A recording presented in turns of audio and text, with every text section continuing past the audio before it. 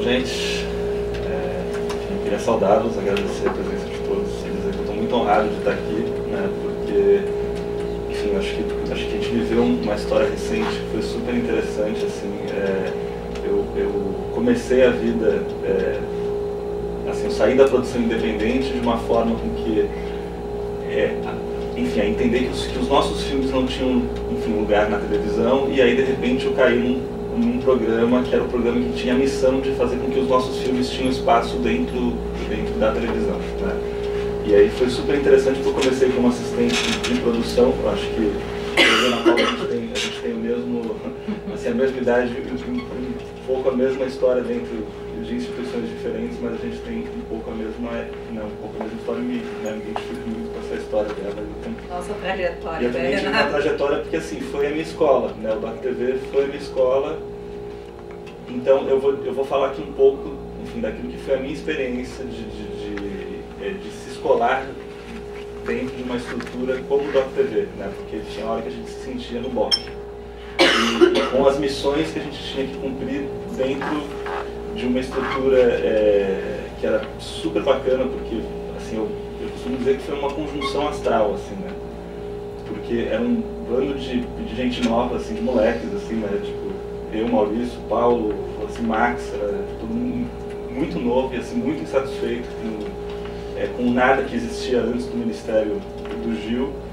E aí quando chega o Gilberto Gil, chega o Orlando Senna, chega o Mário Borghinetti, a gente tem a chance, junto com as ABDs, de fazer o programa das nossas vidas. Então a gente fez, assim, esse foi o sentimento o tempo todo. E eu falo que é uma conjunção astral porque era altamente inspirador, né? Você ter um presidente que sentava na mesa com todo mundo, ou seja, que não tinha restrição em conversar com quem ele era contra e com quem ele tinha dificuldades, e o programa tinha isso.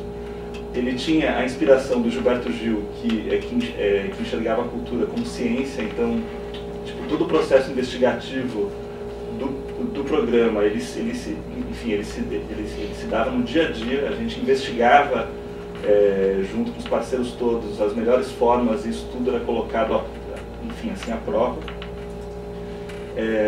O Orlando Senna, que era um cara que abria portas com uma facilidade incrível, então, assim, era um cara que sentava na mesa num estado em que o partido era diferente, e ele ia lá e conversava e convencia as pessoas daquele lugar, enfim, aderiu ao Doc TV.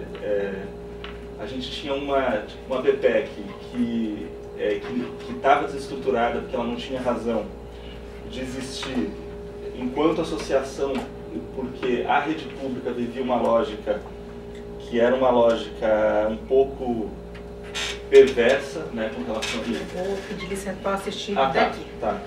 Que era um pouco perversa, porque a constituição da rede de uma TV, ela tipo, naturalmente de forma vertical. Então a TV, ela se constitui de forma vertical no mundo inteiro, e aí isso é um grande problema para uma operação como essa, onde a gente tinha essa missão pública de, tipo, tratar os estados de forma isonômico, equânime, onde, tipo, todo mundo tinha que ter o mesmo dinheiro, tinha que ter as mesmas, enfim, as mesmas possibilidades, né? E a gente tinha um cenário de TV pública que era dividido entre a TV Cultura São Paulo e a TVE do Rio de Janeiro. E aí toda a rede, ela reproduzia ora o sinal da TV Educativa do Rio, ora da TV Cultura de São Paulo. E aí, eu preparei aqui uma coisinha que é na verdade muito isso com que a Ana Paula disse, que são cenários diferentes, né? Porque o que a gente encontrava naquela época, né? A gente encontrava um setor que não era uma indústria de fato, não sei se a Ana Paula concorda, mas acho que hoje ainda não é uma indústria de fato. Tinha uma questão ali política que era muito frágil, porque o Lula, ele tinha acabado de assumir o governo. E aí existia uma desconfiança e uma resistência muito grande, assim, as pessoas eram muito resistentes e desconfiadas. A gente tinha acabado de passar por uma crise mundial clássico, era uma crise do modelo industrial clássico, onde todas as indústrias estão indo para a China e a gente acompanha isso no dia a dia. A gente vivia também uma crise financeira dos agentes da cadeia produtiva, né, onde a gente tinha um cenário no país que é completamente assimétrico, onde tinha alguns estados que as TVs acabavam de fechar as suas portas, como no caso de Rondônia, né, e tinha casos como a TV Cultura de São Paulo, que ela sempre teve uma estrutura melhor, né. A gente vivia um cenário que era muito desarticulado, né? A gente lutou muito junto com a BD para que os produtores independentes se articulassem, né? Porque isso foi, enfim, a própria BD ela não estava em todos os estados, e aí isso foi muito difícil. Então a gente trabalhou muito junto com a BD e com a SAV para a gente fazer com que o país conversasse. A gente tinha um outro cenário que assim, a produção independente na época era muito mal vista, porque era tida como um bando de gente hippie que não entregava os produtos nos prazos determinados, e a TV ela tinha uma desconfiança assim, danada com essa relação. E aí a gente, com a BD, a gente tinha esse compromisso de fazer com que a produção independente, de alguma forma, ela respondesse aos prazos e cronograma que uma cadeia produtiva de televisão precisa, né? A gente tinha um cenário em que os meios de comunicação estavam, e ainda muito, enfim, que tem a programação muito viciada, né? Então, a gente não tem espaço de produção independente, e isso gera um espaço pouco democrático, onde as vozes do país não eram escutadas. E com baixo índice de inovação. Então quer dizer, o programa ele se fundou em cima dessas bases todas, né?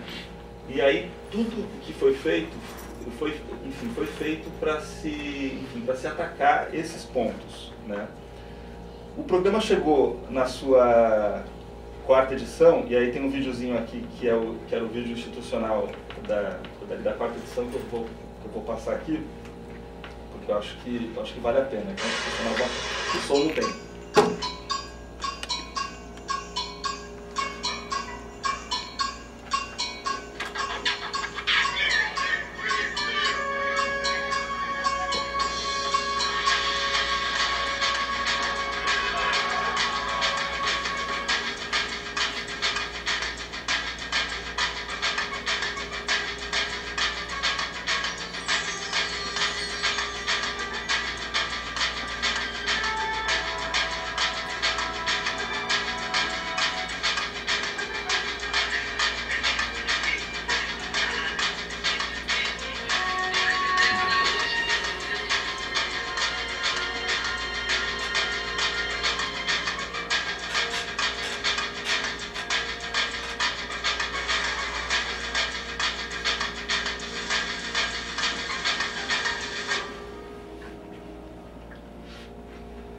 E aí, assim, hoje, enfim, eu estou na TV Cultura e eu tenho a oportunidade de viajar bastante. Eu estou numa área que é de coprodução, e aí eu estou frequentando muitos os mercados internacionais.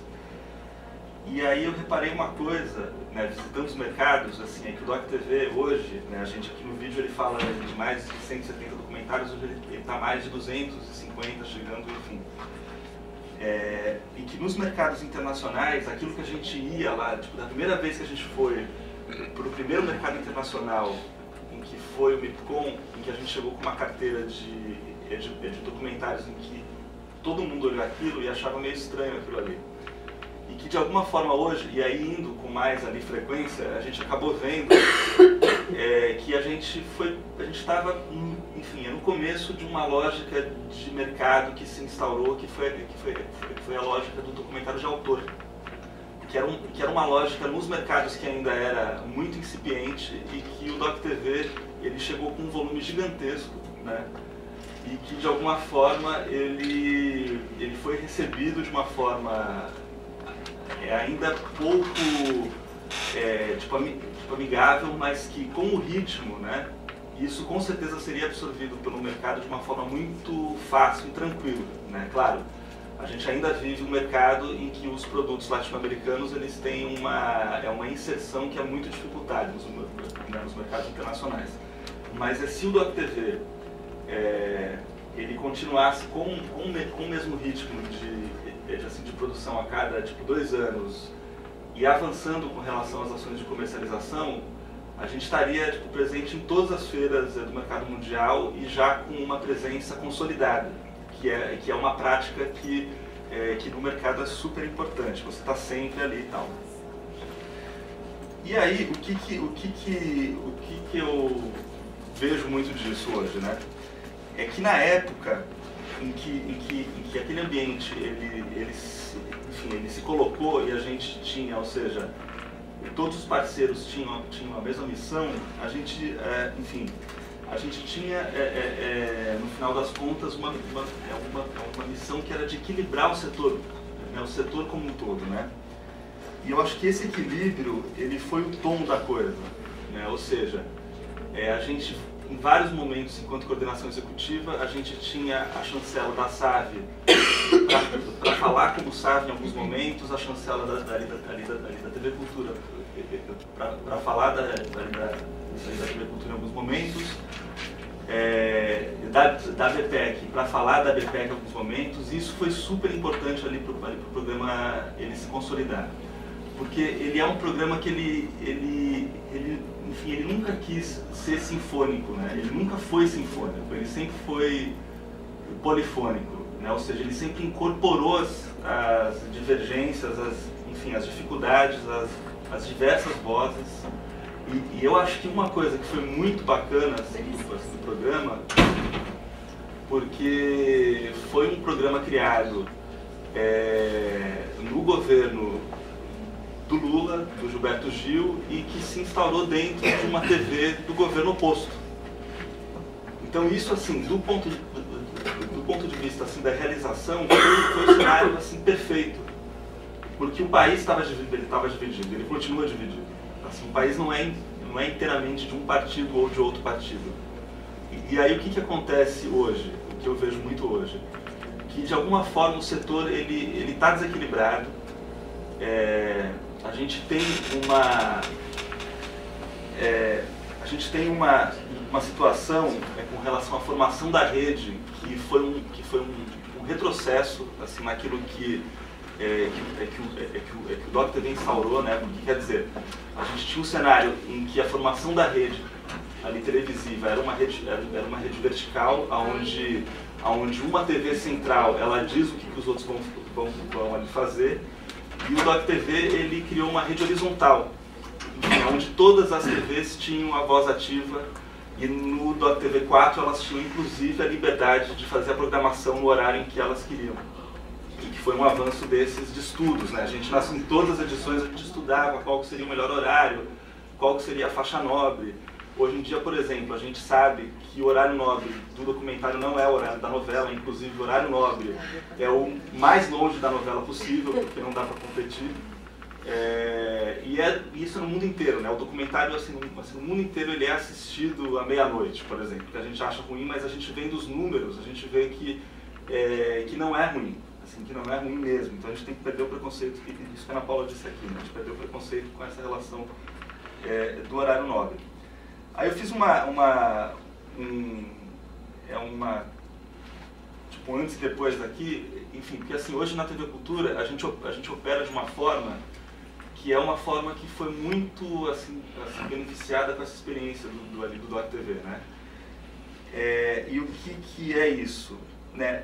Tipo, antigamente, antes assim, do Doc TV, o que se lutava, era pela supremacia institucional, né? Então as TVs elas queriam serem as cabeças, as protagonistas, né?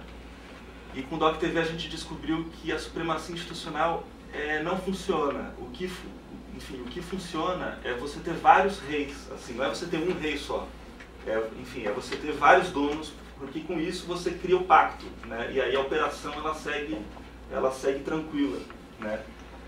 E aí a gente descobriu isso, assim, no Doc TV, que é o equilíbrio institucional. Então, várias vezes, a TV Brasil estava em crise, a TV Cultura ia lá e fazia uma força, né, A TV Cultura estava em crise, aí a SAV ia lá e fazia uma força. A SAV estava em crise, aí a BD ia lá e fazia uma força. Então quer dizer, esse equilíbrio institucional ele é muito importante para qualquer política pública, porque é isso que faz com que a operação ela se dê no nível efetivo, de fato, né?